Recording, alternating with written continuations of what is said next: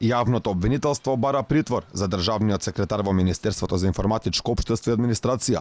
Тој и уште едно лице, кое во моментов не е во нашата држава, се осумничени за кривично дело примање подкуп.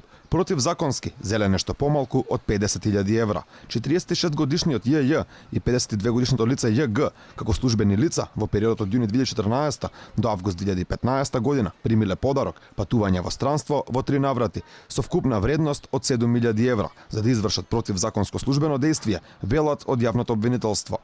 Тие, како службени лица, пред официјалното објавување на условите за работење на правното лице апликант на тендерот му возможиле детален пристап до доверливи тендерски информации.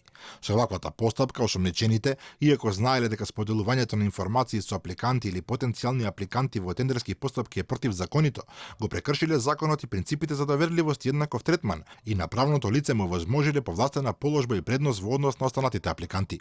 Како резултат на тоа, правното лице било избрано да го спроведува ИПА проектот и бил склучен договор во вредност од 1.096.900 евра.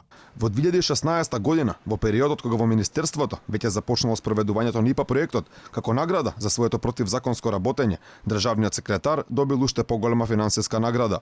Првоосомниченото лице преку италијанскиот посредник од правното лице во 2 наврати примило во готовина парични средства во вкупен износ од 37.930 евра, односно 2.232.695 денари, со што се стекнело со значителна противправна имотна корист. Второосомниченото лице примило подарок во вкупен износ од 2.500 евра, односно 153.750 денари, и се стекнело со поголема противправна имотна корист.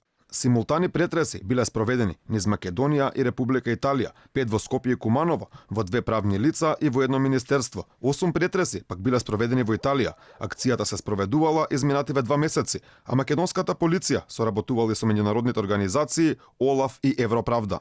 Првоосомничениот и наку кадар на владачката ДУИ, кој на функцијата државен секретар е од 2011 година и во 2005 бил гонет за кривично дело, злоупотреба на избирачкото право и тогаш бил осуден со парична казна.